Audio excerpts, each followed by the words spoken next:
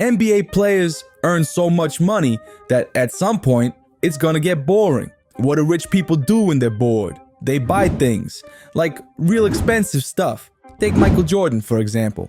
Fed up with driving in traffic and the hassle of chartering private planes, he decided to buy his own. In 2016, his Airness acquired a Gulfstream G 550 for nearly $62 million.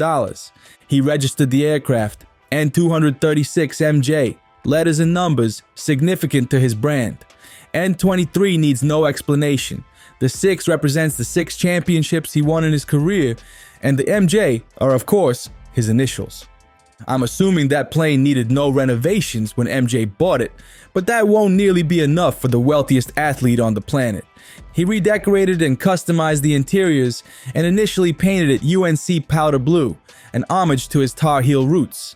After a few years, Jordan thought the elephant print, a colorway common in his retro sneakers, would look good on his aircraft, and that's what he's going with, probably until he gets bored again. Rich people problems. Besides the upfront cost, the operating expenses of MJ's private aircraft are not for the faint of heart. According to estimates, it can easily gobble north of $3,000 per hour of flight time, and the maintenance clears 6 figures annually. But that's not all. MJ's taste for luxury extended to the seas.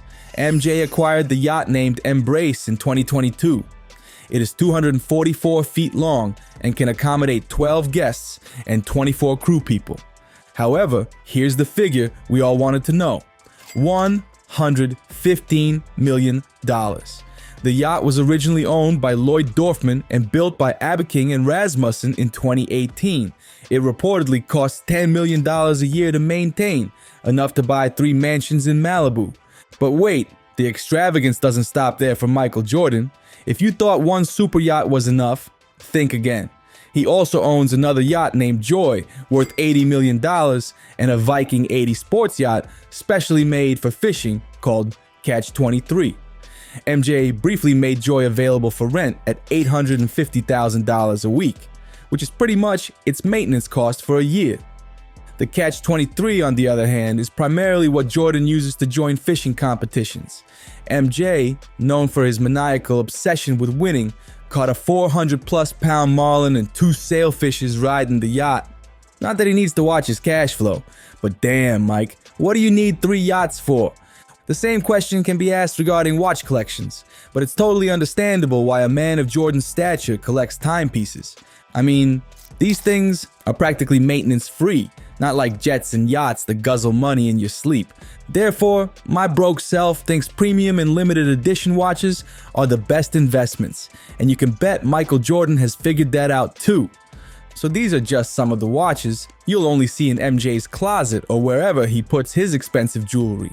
Jordan has a Rolex Daytona Paul Newman 6241 and a Cosmograph Daytona. Their siblings, specifically the 6239, held the distinction as the most expensive timepiece ever sold in an auction at a whopping $17.8 million, which could be a benchmark for future sales. That has since been overtaken, but however I look at it, $17 million is a lot of money. Besides Rolexes, MJ also has an affinity for niche watches, such as the A. Lange & Son Datograph. The brand is based in Saxony and doesn't have the name recognition of some of the expensive watches. But that's exactly the beauty of this timepiece. It's exclusive, complicated, and rarer than a freaking unicorn that it's better off sitting on MJ's wrist than sold for millions of dollars. As one website puts it, you don't buy an A. Lange & Son watch, you earn one. Not just any rich guy can come to a store and purchase a longer timepiece, and that's why they're too valuable to be sold. From one insanely complicated watch to another, check out MJ's Grubel Forsey GMT Sport Tourbillon Titanium 45 Limited Edition. It's technically a sports watch because of its titanium construction, matching integrated bracelet, and 100-meter water resistance, but one look at it can tell you it's nothing less than a work of art. It has a 3-hour power reserve, a 24-hour world timer, a 3D globe, and various other features. It also costs $600,000, which means that only MJ can afford to sip a tequila with it and risk scratching and breaking this one-of-a-kind timepiece. While some other rich curmudgeon could own a version of each of the watches mentioned above, they definitely couldn't say the same about this next one, a custom-made Chicago Bulls Uhrwerk. Uhrwerk is one of those high-quality but lesser-known watch brands from Switzerland. Jordan's watch had a number 23 on it with the Bulls' red and black colors. It cost about $150,000, but then again, I doubt MJ would even entertain the slightest idea of selling this timepiece. Jordan was also seen wearing another Uhrwerk UR2 120 watch, with a color inspired by the 80s TV show Miami Vice. It's a gold and white combo with a mechanism that features 59 jewels, a single mainspring power reserve, and a 2-day power reserve. It is only one of 10 made by the company before they closed the chapter on that model for good. Now, how's that for exclusivity? While he was the first, Michael Jordan is not the only billionaire in the NBA. LeBron James's net worth also reached 9 figures in 2022, becoming the second NBA player and the first active one to do so. Unlike Jordan, the king is actually known for being a cheapskate, although he buys ridiculously expensive things every now and then. For instance, James invested in a Gulfstream G280 worth $22 million, using the aircraft to primarily tighten up his hectic travel schedule while spending time with his family. The L Train also loves sports cars and luxury sedans. That's why it's no surprise that his garage is chock full of them. In fact, $4.5 million worth of the rarest cars ever. He has a Mercedes 650, a Porsche Turbo S Cabriolet, a Ferrari F430 Spider, a Bentley Continental GT, a Maybach 57S, a Porsche 918 Spider, a custom Kia K900, and more. Out of these stupidly expensive rides, the Porsche 918 Spider took the most out of the 4-time MVP's pockets. He bought it for $1.4 million in 2020, way more than its retail price because of its rarity, although that's chump change compared to his net worth. If you know Bron, the man came from nothing, so he doesn't take anything for granted. When I get old, I want little kids to look up to me too, like they do in the pros. That's why it feels like his purchases are calculated and are essentially long-term investments. For instance, he scored a rare Tiffany blue Patek Philippe 5711 for over $56,000 upon release. These watches are described as the holy grail for horological enthusiasts. And it's not like these watches are arrayed with diamond embellishments or magically open a portal to Narnia. Scarcity is what's driving the prices up, as there are only 170 of these bad boys in the world. A week after the launch, one was resold for over $5.3 million and another for $3.2 million, making it the most desirable timepiece in the world right now. Talking about the rich getting richer. Wait, are we talking about jets, boats, and luxury cars? Count Shaquille O'Neal in. The Diesel loves a lavish lifestyle like any wealthy person, and with a net worth of over $450 million, he can certainly afford such opulence. In 2023, Shaq bought a Bombardier CL600 private jet worth $27 million, $32 million, including the customizations he did. It's 68 feet long, can accommodate 12 people, given they're not the same size as Shaq, of course, and can reach a maximum cruise speed of 488 knots. Shaq also has a moderate-sized yacht that can accommodate 16 people. The big fella did a pretty good job of hiding the details about this one, as no reliable posts are available about this specific boat online, but it could be anywhere between 72 feet to 84 feet long and cost at least $3.2 million. Shaq's extensive car collection is also something to behold. His garage is like a personal car show, boasting a 1998 Ferrari 335 F1 Spider,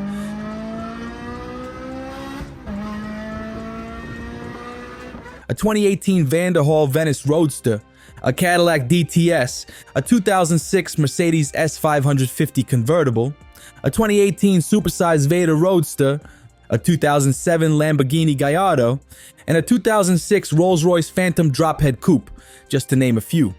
Now, Shaquille O'Neal is no stranger to making a statement, especially when it comes to his car collection. In fact, he once famously bought 3 Rolls-Royces straight off the store, just to prove a point. Hey man, how much is this? Nah, how much is this one? So finally the old guy says, yo man, you asked about all these cars, can you afford them? So I buy 3. MJ, Bron, and Shaq amassed these luxuries over time as they started buying expensive cars and jewelry early, and many young stars of today's NBA follow that same pattern.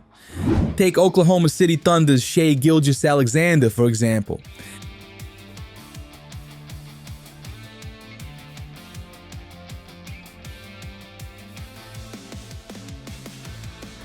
At 25 years old, SGA owns a fleet of cars collectively worth $1.4 million. None of them was as stunning, rare, and expensive as his Mercedes Maybach S680 Virgil Abloh.